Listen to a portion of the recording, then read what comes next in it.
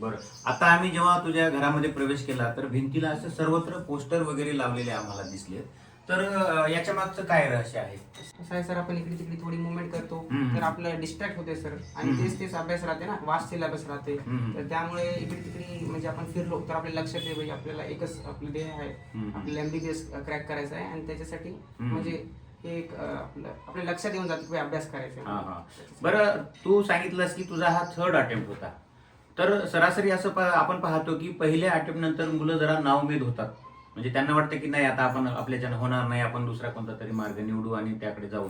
पण तू असं न करता 3रा प्रयत्न असूनही त्याच जोमानं तू तयारी केलास. तर या मागं काय रहस्य आहे? सर, मी असं युट्यूबवर म्हणजे मोटिवेशन वगैरे बघत गेलो हम्म. ना. आता सर आपण पॉझिटिव्ह पण घेऊ शकता, निगेटिव्ह पण घेऊ शकता. हम्म. पॉझिटिव्ह आस्पेक्ट घेतला सर मी आणि विचार केला हम्म. बाई आता आपण डॉक्टर व्हायला तर त्याला पण 5 वर्ष लागतात. हम्म. तर तेवढं मोठं आपल्याला व्हायचं असेल तर आपल्याला पेशन्स राहायला पाहिजे सर. हम्म.